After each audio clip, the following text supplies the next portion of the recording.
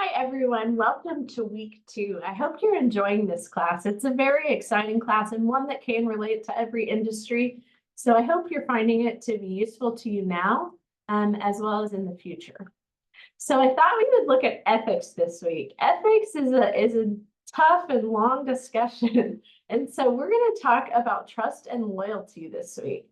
And this is something that we see as customers in a lot of ways. So I thought we would first talk about how we see it as customers.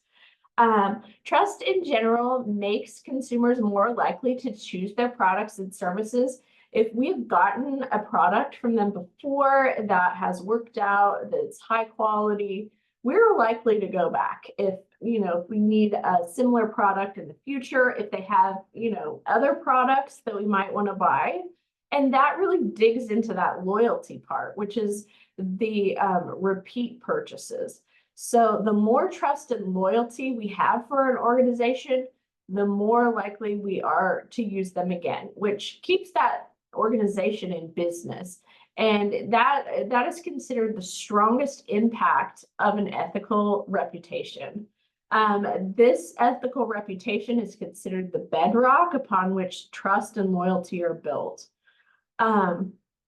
We can also look at a couple other factors I put here. Risk, which means you're going to have tough times. You're going to have issues as a business. And if you're an ethical company, if things are set up correctly, you're going to flow through those ethical challenges with grace. You're going to figure out a good solution. It may not always be easy, but it's not going to be chaotic. You're going to have the situation in a framework that can be handled. We also can consider competitive advantage. Consumers tend to pay more from companies they trust. If you think, oh, well, that's high quality, I'll pay $1 more for this. You've always said that in your life, most likely about one product or another.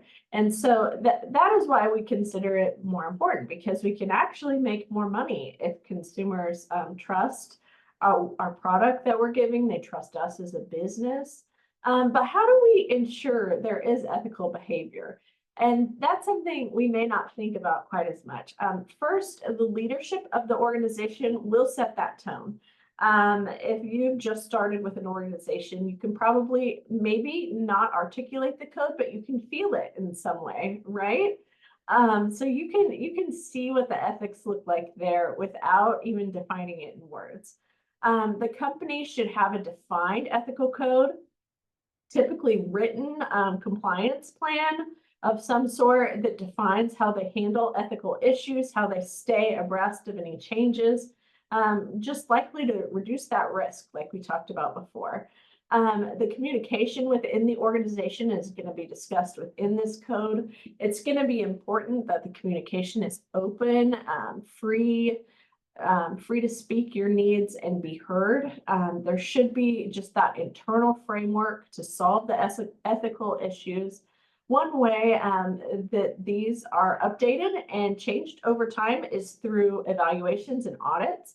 You can use third parties, leadership. Oftentimes you see a 360-degree, and that is basically where everyone evaluates everyone else. Those are all excellent ways to continually improve upon your ethical process.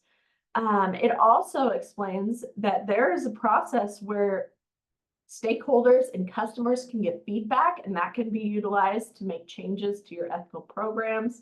The most important thing that we should think of when we're doing this is to just be transparent, work to improve, make changes when you need to. So those, I hope, give you some great ideas to think of. If you have any questions, please do reach out. I'm always around. Have a good week.